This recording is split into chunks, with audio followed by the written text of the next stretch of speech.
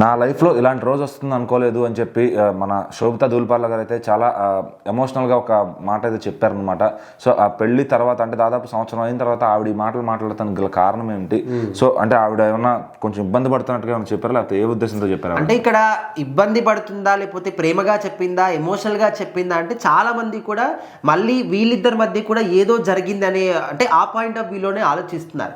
అంటే ముఖ్యంగా social media వచ్చిన తర్వాత అందులో ఏదైనా ఒక వీడియో వచ్చిందా, వాళ్ళు మాట్లాడే చిన్న క్లిప్ వచ్చిందా, సో దాని ముందు ఏం మాట్లాడారు, వెనక ఏం మాట్లాడారు, ఇంకా దాని ఏది కూడా పట్టించుకోకుండా ప్రజెంట్ చూసిన దాంట్లో ఏముంది ఇంకా దాని గురించి ఆలోచిస్తూ దాన్ని చూసి ఇంకా రకరకాలుగా రాసుకోవడం. సో ఇప్పుడు ఈ మాట మాట్లాడేటువంటి ఆ వీడియో చూసిన తర్వాత మళ్ళీ నాగ చైతన్య కూడా శోభితకు మధ్య ఇంకేదో జరుగుతుంది, వాళ్ళు ఏమైనా ఫైటింగ్స్ జరుగుతూ ఉన్నాయా, లేకపోతే మిస్అండర్స్టాండింగ్స్ ఇట్లా రకరకాలుగా అనుకుంటూ ఉన్నారు. అందులో మాత్రం అసలు నిజం లేదు. అయితే శోభిత గారు నాగ చైతన్య గారు ఇద్దరు పెళ్లి చేసుకున్న తర్వాత మ్యాక్సిమం వాళ్ళు కలిసిన రోజులు చాలా చాలా తక్కువ అనమాట. సో వాళ్ళ పెళ్లి తర్వాతనే ఫుల్ సినిమాల్లో బిజీగా అయిపోయారు నాగ చైతన్య గారు. కాబట్టి స్టిల్ ఇప్పటికి కూడా షూటింగ్స్ అని చెప్పేసి చాలా మటుకు ఫుల్ బిజీగానే ఉన్నారు.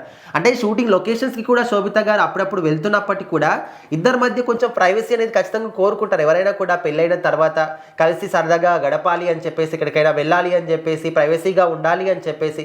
సో ఆ విధంగా అయితే వాళ్ళకైతే కలిసి అయితే రాలేదు. బట్ సినిమాలు కూడా ఖచ్చితంగా ఇంపార్టెంట్, ఫ్యాన్స్ని వాళ్ళు సాటిస్ఫై చేయాలి కాబట్టి, వాళ్ళ కోసం కష్టపడాలి కాబట్టి.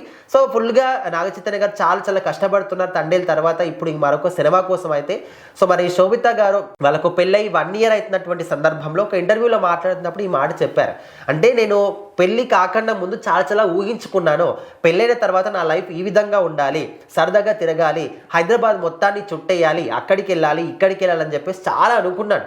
కాకపోతే పెళ్ళి అయిన తర్వాత అవి ఏవి కూడా నిజం కాలేదు, ఎందుకంటే ఆయన ఫుల్గా బిజీగా ఉంటూ ఉన్నారు షూటింగ్లో అని చెప్పేసి.